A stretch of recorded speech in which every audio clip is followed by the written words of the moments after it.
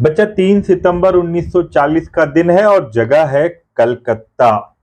भारत के सबसे प्रभावशाली नेता सुभाष चंद्र बोस को ब्रिटिश सरकार के द्वारा गिरफ्तार किया गया। कारण था, सुभाष चंद्र बोस ने ब्रिटिश हटाओ भारत बचाओ आंदोलन शुरू किया हुआ था। कहानी कुछ यह है कि 1939 में दुनिया में शुरू हुआ सेकेंड वर्ल्ड वॉर। ब्रिटेन इस वर्ल्ड वॉर में प्रमुख नेता बना, लड़ रहा था जर्मनी और इटली के खिलाफ। बिना भारतीयों की रजामंदी के, बिना भारत की राज्य सरकारों से परामर्श किए, बिना राजनीतिक दलों को भरोसे में लिए ब्रिटेन ने भारत को सेकेंड वर्ल्ड वॉर में झोंक दिया। हमारी सैन्य संसाधन, हमारी आर्मी, हमारे फाइनेंशियल रिसोर्सेस सब ब्रिटेन ने लगा दिए सेकेंड वर्ल्ड वॉर में। भारत के सारे कांग्रेस के नेताओं ने, राजनीतिक दलों ने और सभी लोगों ने इसका विरोध किया। हमने कहा हम आपका सपोर्ट नहीं करेंगे। सुभाष चंद्र बोस ने कहा कि यदि ब्रिटेन को हमसे सपोर्ट चाहिए तो पहले घोषणा करे कि वो भारत को आजाद करेगा। सुभाष चंद्र बोस ने बंगाल में एक बहुत बड़ा जन आंदोलन खड़ा कर दिया। सरकार चिंतित हो गई। सरकार को लगा कि इन्हें गिरफ्तार करना बेहद जरूरी है, वरना एक क्रांति करेंगे।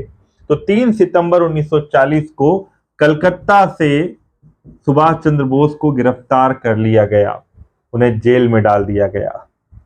सुभाष चंद्र बोस ने जेल में ही भूख हड़ताल प्रारंभ कर दी।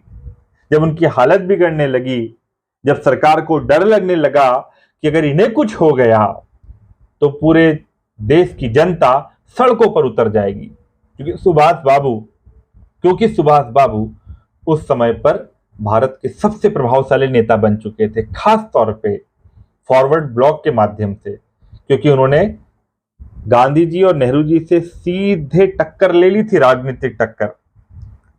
सुभाष बाबू यदि उनकी तबीयत बिगड़ने लगी और सरकार को लगा कि इन्हें कुछ हुआ तो संभालना मुश्किल होगा, तो सुभाष चंद्र बोस को रिहा कर देते, मगर हाउस अरेस्ट कर देते। और हाउस अरेस्ट में रहते हुए ही सुभाष चंद्र बोस एक बहुत बड़ा प्लान बनाते हैं, द ग्रेट एस्केप प्लान जिसे कहते हैं।